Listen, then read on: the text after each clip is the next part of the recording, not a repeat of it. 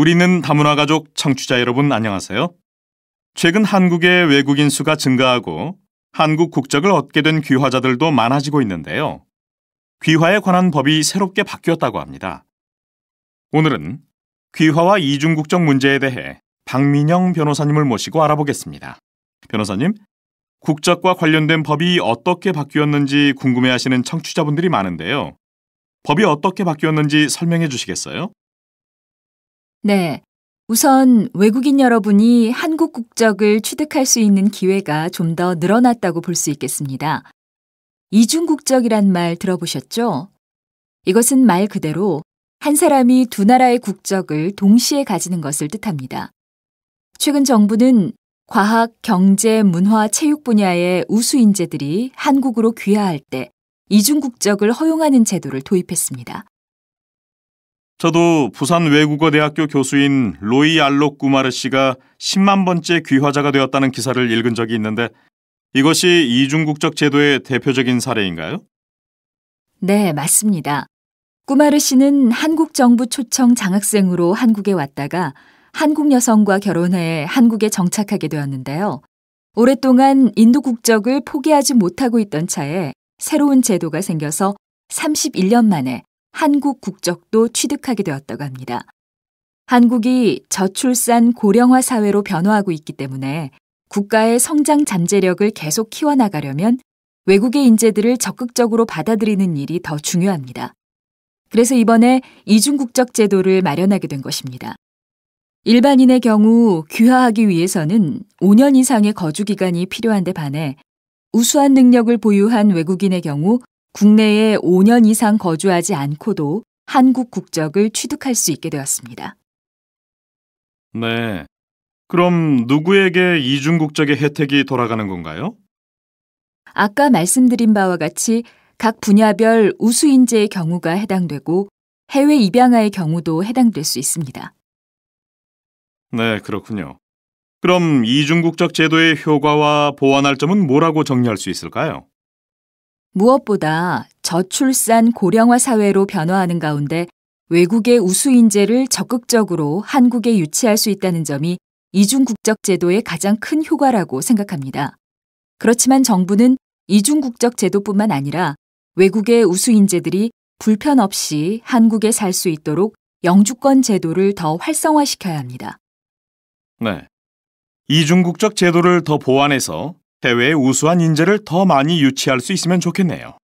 오늘 말씀 감사합니다. 우리는 다문화 가족 청취자 여러분 안녕하세요. 최근 한국의 외국인 수가 증가하고 한국 국적을 얻게 된 귀화자들도 많아지고 있는데요. 귀화에 관한 법이 새롭게 바뀌었다고 합니다. 오늘은 귀화와 이중국적 문제에 대해 박민영 변호사님을 모시고 알아보겠습니다. 변호사님, 국적과 관련된 법이 어떻게 바뀌었는지 궁금해하시는 청취자분들이 많은데요. 법이 어떻게 바뀌었는지 설명해 주시겠어요? 네. 우선 외국인 여러분이 한국 국적을 취득할 수 있는 기회가 좀 더 늘어났다고 볼 수 있겠습니다. 이중국적이란 말 들어보셨죠? 이것은 말 그대로 한 사람이 두 나라의 국적을 동시에 가지는 것을 뜻합니다. 최근 정부는 과학, 경제, 문화, 체육 분야의 우수 인재들이 한국으로 귀화할 때 이중국적을 허용하는 제도를 도입했습니다. 저도 부산 외국어대학교 교수인 로이 알록 구마르 씨가 10만 번째 귀화자가 되었다는 기사를 읽은 적이 있는데 이것이 이중국적 제도의 대표적인 사례인가요? 네, 맞습니다. 꾸마르 씨는 한국 정부 초청 장학생으로 한국에 왔다가 한국 여성과 결혼해 한국에 정착하게 되었는데요. 오랫동안 인도 국적을 포기하지 못하고 있던 차에 새로운 제도가 생겨서 31년 만에 한국 국적도 취득하게 되었다고 합니다. 한국이 저출산 고령화 사회로 변화하고 있기 때문에 국가의 성장 잠재력을 계속 키워나가려면 외국의 인재들을 적극적으로 받아들이는 일이 더 중요합니다. 그래서 이번에 이중국적 제도를 마련하게 된 것입니다. 일반인의 경우 귀화하기 위해서는 5년 이상의 거주 기간이 필요한데 반해 우수한 능력을 보유한 외국인의 경우 국내에 5년 이상 거주하지 않고도 한국 국적을 취득할 수 있게 되었습니다. 네. 그럼 누구에게 이중국적의 혜택이 돌아가는 건가요? 아까 말씀드린 바와 같이 각 분야별 우수 인재의 경우가 해당되고 해외 입양아의 경우도 해당될 수 있습니다. 네, 그렇군요. 그럼 이중국적 제도의 효과와 보완할 점은 뭐라고 정리할 수 있을까요? 무엇보다 저출산 고령화 사회로 변화하는 가운데 외국의 우수 인재를 적극적으로 한국에 유치할 수 있다는 점이 이중국적 제도의 가장 큰 효과라고 생각합니다. 그렇지만 정부는 이중국적 제도뿐만 아니라 외국의 우수 인재들이 불편 없이 한국에 살 수 있도록 영주권 제도를 더 활성화시켜야 합니다. 네. 이중국적 제도를 더 보완해서 해외의 우수한 인재를 더 많이 유치할 수 있으면 좋겠네요. 오늘 말씀 감사합니다. 이번에 서울시에서 개최하는 다문화 축제에 우리 반도 참가하기로 했는데 오늘은 구체적인 내용을 의논해 봤으면 좋겠어요. 제 생각에는 다문화 축제 참가는 반 친구들이 모두 즐겁게 참여할 수 있는지를 먼저 생각해야 한다고 봐요. 우선 노래대회, 요리대회, 연극대회가 열린다고 하는데 우리 반은 어느 대회에 참가하는 것이 좋을까요? 저는 요리대회에 나가면 좋겠어요. 맛있는 음식도 먹고 자기 나라의 문화도 소개할 수 있으니까 일석이조잖아요. 저는 켈리 씨와 생각이 좀 달라요. 우리 반 친구들의 국적이 다양하니까 모두 한 팀으로 요리대회에 나가기는 아무래도 어려울 것 같아요. 무슨 음식을 만들지 결정하기도 애매하고요. 저는 함께 연극대회에 참가하면 어떨까 싶어요. 흥미진진한 내용으로 연극을 만들면 재미있을 거예요. 저도 스티븐 씨 의견에 동의해요. 연극대회에 나가게 되면 대본도 한국어로 써야 하고 한국말도 더 연습하게 될 테니까 한국어 공부에도 도움이 되지 않을까요?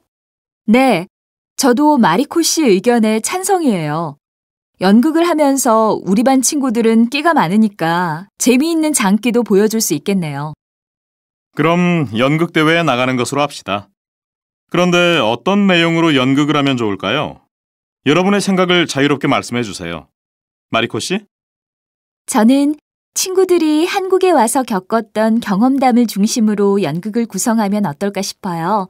그럼 각 나라의 문화적인 차이도 알 수 있고 외국인뿐만 아니라 한국인이 봐도 재미있을 것 같아요.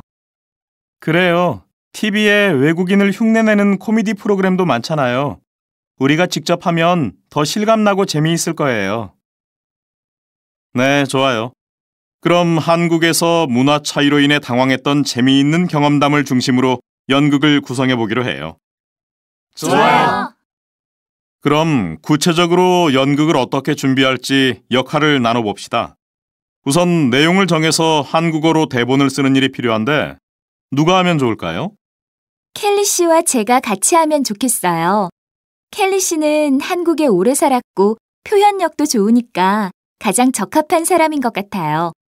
저는 우리 반 친구들의 경험담을 모아서 정리할게요. 네, 좋아요.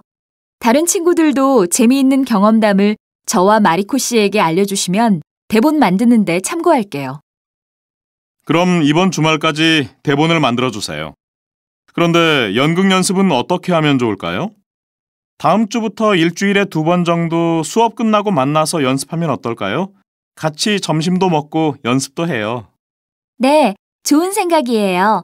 연극 대회가 한 달 정도 남았으니까 연습 시간은 충분하겠네요. 네, 저도 찬성이에요. 벌써부터 연극 대회가 기대되는데요. 이번에 서울시에서 개최하는 다문화 축제에 우리 반도 참가하기로 했는데 오늘은 구체적인 내용을 의논해 봤으면 좋겠어요. 제 생각에는 다문화 축제 참가는 반 친구들이 모두 즐겁게 참여할 수 있는지를 먼저 생각해야 한다고 봐요. 우선 노래대회, 요리대회, 연극대회가 열린다고 하는데 우리 반은 어느 대회에 참가하는 것이 좋을까요? 저는 요리대회에 나가면 좋겠어요. 맛있는 음식도 먹고 자기 나라의 문화도 소개할 수 있으니까 일석이조잖아요. 저는 켈리 씨와 생각이 좀 달라요. 우리 반 친구들의 국적이 다양하니까 모두 한 팀으로 요리대회에 나가기는 아무래도 어려울 것 같아요. 무슨 음식을 만들지 결정하기도 애매하고요. 저는 함께 연극대회에 참가하면 어떨까 싶어요. 흥미진진한 내용으로 연극을 만들면 재미있을 거예요. 저도 스티븐 씨 의견에 동의해요. 연극대회에 나가게 되면 대본도 한국어로 써야 하고 한국말도 더 연습하게 될 테니까 한국어 공부에도 도움이 되지 않을까요? 네, 저도 마리코 씨 의견에 찬성이에요. 연극을 하면서 우리 반 친구들은 끼가 많으니까 재미있는 장기도 보여줄 수 있겠네요. 그럼 연극대회에 나가는 것으로 합시다. 그런데 어떤 내용으로 연극을 하면 좋을까요? 여러분의 생각을 자유롭게 말씀해 주세요. 마리코 씨? 저는 친구들이 한국에 와서 겪었던 경험담을 중심으로 연극을 구성하면 어떨까 싶어요. 그럼 각 나라의 문화적인 차이도 알 수 있고 외국인뿐만 아니라 한국인이 봐도 재미있을 것 같아요. 그래요. TV에 외국인을 흉내내는 코미디 프로그램도 많잖아요. 우리가 직접 하면 더 실감나고 재미있을 거예요. 네, 좋아요. 그럼 한국에서 문화 차이로 인해 당황했던 재미있는 경험담을 중심으로 연극을 구성해 보기로 해요. 좋아요. 그럼 구체적으로 연극을 어떻게 준비할지 역할을 나눠봅시다. 우선 내용을 정해서 한국어로 대본을 쓰는 일이 필요한데 누가 하면 좋을까요? 켈리 씨와 제가 같이 하면 좋겠어요. 켈리 씨는 한국에 오래 살았고 표현력도 좋으니까 가장 적합한 사람인 것 같아요. 저는 우리 반 친구들의 경험담을 모아서 정리할게요. 네, 좋아요.